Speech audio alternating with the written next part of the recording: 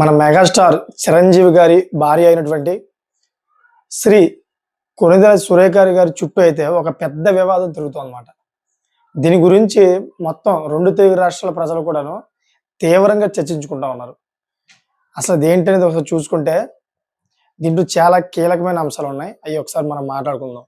ఏంటంటే ఇప్పుడు ఏదైతే మన తెలంగాణలోని యాదగిరిగుట్ట ఉందో, యాదగిరిగుట్టలోని శ్రీ లక్ష్మీ నరసింహస్వామి దేవాలయం అయితే నిర్మించారు అక్కడ. ఆ విషయం మీ అందరికీ తెలిసిందే. ఇదేం కొత్తదేం కాదు. సో దీన్ని ఇప్పుడు తెలంగాణ ప్రభుత్వం ఏం చేయాలనుకుంటుందంటే, ఇప్పుడు ఏదైతే మనకి తిరుపతిలో తిరుమల దేవస్థానం ఏ విధంగా అయితే ఉందో, అక్కడ ప్రతిదీ కూడా ఒక ట్రస్ట్ కింద పెట్టి, దేవస్థానం ట్రస్ట్ కింద పెట్టి అక్కడ ప్రతిదీ కూడా మేనేజ్మెంట్ చూస్తా ఉంది. దానంతా కూడా గవర్నమెంట్ నడిపిస్తా ఉంది. చాలా పకడ్బందీగా ఉందన్నమాట అక్కడ అంతా కూడా. సో సేమ్ అదే విధంగా తెలంగాణలో కూడాను ఏదైతే యాదగిరిగుట్ట శ్రీ లక్ష్మీ నరసింహస్వామి దేవాలయాన్ని కూడాను ఈ తిరుపతి మాదిరిగానే చేసి తీర్చిదిద్దుదామని చెప్పేసి తెలంగాణ ప్రభుత్వం అయితే పూనుకుంది. ఇలా పూనుకునే క్రమంలోని కొంతమంది ప్రముఖుల పేర్లు అయితే ప్రకటించిందన్నమాట రీసెంట్లీగా. దాంట్లో చాలా పెద్ద పెద్ద వాళ్ళు ఉన్నారన్నమాట. అంటే దాని యొక్క బోర్డు మెంబర్స్ పేర్లు అన్నమాట. పెద్ద పెద్ద ముఖ్యమైన ప్రముఖుల యొక్క పేర్లు చదివినప్పుడు ఎవరైతే శ్రీ కొణిదెల సురేఖ గారి పేరు కూడా వచ్చిందన్నమాట. సో ఎప్పుడైతే ఈవిడ పేరు వచ్చిందో అప్పటి నుంచి ఒక పెద్ద వివాదం అయితే రాజుకుంది. ఎలా అంటే తెలంగాణ ప్రజలు కొంతమంది నెటిజన్స్ కొన్ని వ్యాఖ్యలు చేశారు. ఏ విధంగా అంటే కొణిదెల సురేఖ గారికి సంబంధం ఏంటి? ఆవిడే ఆంధ్ర వ్యక్తి కదా, తెలంగాణ వ్యక్తికి ఇవ్వచ్చు కదా, మీరు ఆవిడకి ఇస్తారేంటి అని చెప్పేసి చాలామంది కొంతమంది అయితే నెటిజన్స్ ఈ విధంగా వ్యాఖ్యలు చేశారు. సో కొంతమంది చిరంజీవి ఫ్యాన్స్ ఏమన్నారంటే, మీరు తెలంగాణ వ్యక్తి కాదు ఆవిడ, ఆంధ్ర వ్యక్తి అని చెబుతున్నారు కదా, మరి తిరుమల దేవస్థానంలో కొంతమంది తెలంగాణ వాసులు కూడా ఉన్నారు, మరి దానికేమంటారు? అప్పులు లేని నోరు ఇప్పుడెందుకు రేగుస్తుందని చెప్పేసి కొంతమంది చిరంజీవి ఫ్యాన్స్ అయితే చెబుతున్నారు అనమాట. మీరే చెప్పండి, దీంట్లో ఈయన చెప్పిన దాంట్లో న్యాయం కూడా ఉంది కదా, వాళ్ళు చెప్పిన దాంట్లో కూడా న్యాయం ఉందా అనేదాన్ని ఒకసారి మీరు గమనించుకోండి. వీళ్ళిద్దరిలో న్యాయం ఎవరి వైపు ఉందో ఒకసారి గమనించి మీరు కామెంట్ కూడా చేయండి. ఎందుకంటే చిరంజీవి గారు దీని మీద స్పందించలేదు.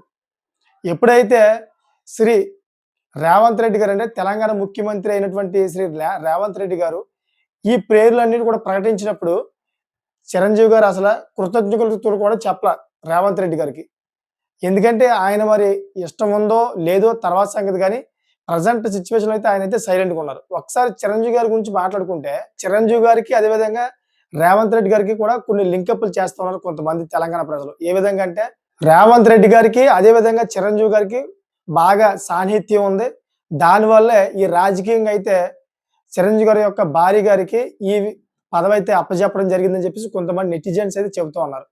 సో ఒకసారి మనం చూసుకుంటే చిరంజీవి గారి గురించి మాట్లాడుకుంటే ఆయన 2009లో పార్టీ నిర్మించిన తర్వాత ఒక 5 సంవత్సరాలు అయితే ఇన్యాక్టివ్, అంటే కొంచెం ఏదో ఉన్నాను కదా అని చెప్పే విధంగా అయితే రాజకీయాల్లో ఒక మాదిరి యాక్టివ్గా ఉన్నారు, అంతే, పెద్దగా లేరు. ఆ తర్వాత పూర్తిగా అయితే రాజకీయాల నుంచి దూరంగా వెళ్ళిపోయారు. ఎందుకంటే ఆయనకి రాజకీయాల మీద ఇష్టం పూర్తిగా పోయిందన్నమాట. ప్రజెంట్ మనం సిచ్యువేషన్లో చూసుకుంటే ఆయన తమ్ముడు గారు అటువంటి శ్రీ పవన్ కళ్యాణ్ గారు అయితే మన ఆంధ్రప్రదేశ్ యొక్క డిప్యూటీ చీఫ్ మినిస్టర్ ఆయన.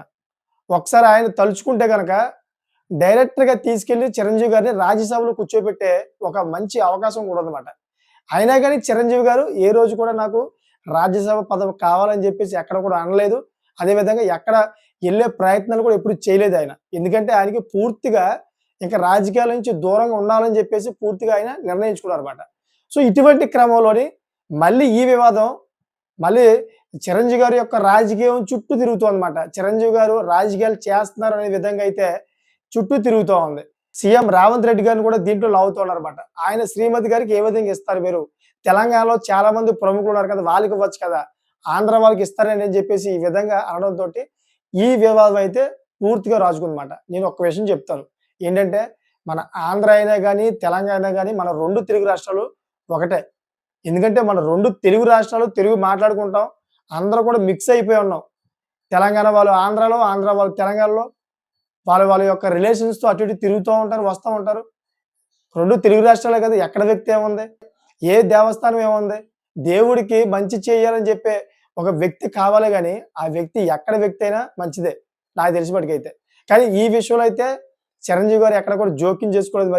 మరి రాబోయే రోజుల్లో ఏ విధంగా దీన్ని డీల్ చేస్తారో, ఏ విధంగా ఈ వివాదం ఇంకా పెరుగుతుందో లేదా తగ్గుతుందో మరి చూడాలి మరి ఒకసారి. చూసారు కదా! ఈ విధంగా అయితే సురేఖ గారి మీద అయితే చాలా మంది ఇలాగ బురద జల్లే పనిలో ఉన్నారు. ఎందుకంటే కొంతమంది రాజకీయంగా అయితే ఈ విధంగా చేస్తా ఉన్నారు. సో ఏది ఏమైనా గాని ఒక దేవుడికి సంబంధించింది కాబట్టి, ఆ దేవుడికి సంబంధించిన విషయంలో ఆ దేవుడే చూసుకుంటాడు కాబట్టి, ఎవరు కూడా ఎటువంటి బాధపడిన అవసరం లేదు. మరీ ముఖ్యంగా చెప్తా ఉన్నాను, మెగాస్టార్ ఫ్యాన్స్ ఎవరైతే ఉన్నారో, ఈ మెగాస్టార్ ఫ్యాన్స్ కూడా బాధపడిన అవసరం లేదు.